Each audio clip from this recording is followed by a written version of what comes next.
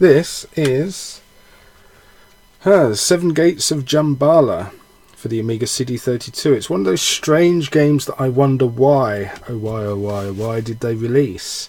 And me being all about the box art and the packaging and maybe the manuals as well, it's not as good as its original, which I did get, again, because it fits in handy. So there is the Amiga original box already. Beats the heck out of it with the cover. Half of this being missing is half the character. I don't know. I will come to that in a minute anyway. So I daren't turn this game around because it's not very good. I will give it a playthrough and I'll keep my mind open, but the one thing I also need to do is remember that this was released on the CD32. If I judge it as an Amiga floppy disk game and an early one, if I even judge it as, let's say, a Spectrum or a Commodore game, it may be very good. But for being released on the CD32, it's going to be questionable. So I had to give it like a dual, how can I call it, kind of pace review. One for being let down for the CD32 and one review just literally for the game itself and whether I enjoyed it. The manual gives a bit of a background of the game, just on a page and a half really, the control, and that's it. Off we go into German. So that's it.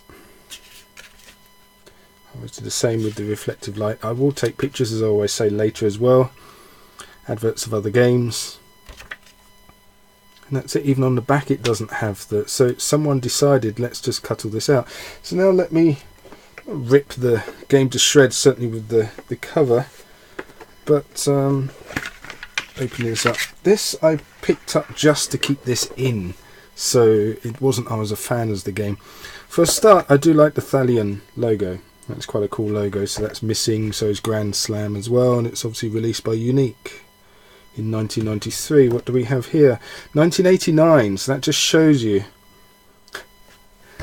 the game has aged a bit already, and I don't want to put my beloved Amiga CD32 to fault, but many of the games for the CD32 were not really up to par. To be honest, most of them were ports, etc. So this is one of the why on earth did that get ported across the games. So yeah, the mind boggles why they decided to make it black around the edge. This is a wonderful cover, I will give it that much. It's certainly artistic, and that's why I picked it up. Don't really know quite what's going on. I have played the game a long time ago, but just it was either a demo or I played it around a friend's, I can't remember, but I certainly didn't put much time into it at all.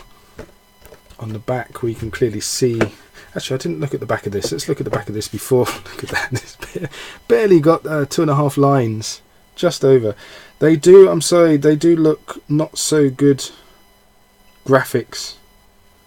Certainly for Amiga they don't look very good. And for CD32, basically an AGA capable machine, that's, for those that don't know, would be the same as VGA. That's terrible, so let's hope the playability has everything working correctly. So Escape from the Caves of Jambala. I guess it should be called the Caves of Jambala anyway, the 7 Gates of Jambala. Escape from the Caves of Jambala in this fun-filled jump and run game with stunning graphics and sound. I am wowed that they actually put that there. Stunning graphics. That it'll be interesting to go through my magazines and see what this got in reviews. I don't think it got very good reviews. I think it's quite honestly a bit cheeky to say it's got stunning graphics. Let's have a bit of a closer look, at least the bigger box. Actually, the baddie there, or the boss, does actually look quite good. Maybe it's the Atari ST making it look good. Let's have a look at the Amiga. Be beaten up in the playground if I said that back then. By the Amiga fans anyway. Maybe the Atari fans would come to my rescue, who knows. And another Atari ST screenshot. It certainly, to me, it has a sort of look like Myth. The game, no background, but certainly one could say the actual bosses and who you're fighting look maybe better. So okay, maybe it does have good graphics. Maybe it's more in the animation. We have a bit more of a selling point on the back, so let's read this. The 7 Gates of Jambala.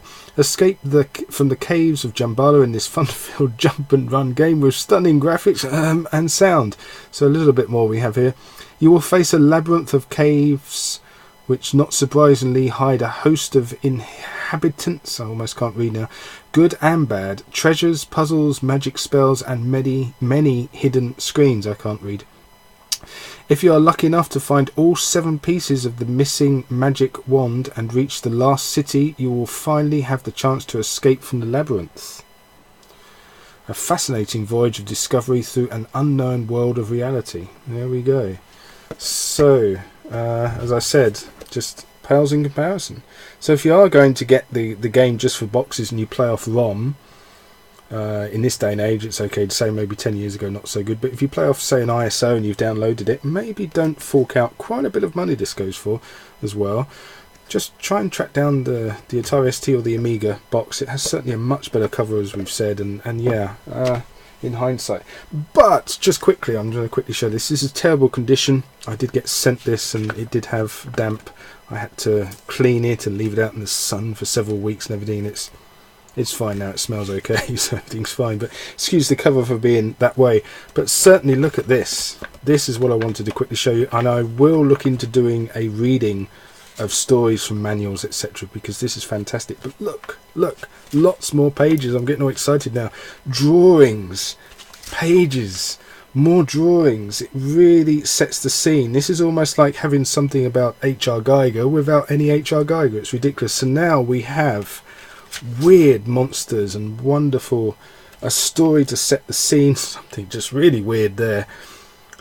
Not in the comments about that, but there we go. And even, yeah, I guess that's on the front, yeah, there. That's strange it's there, but anyway, even a little bit there. So, yeah, much better manual, as I said.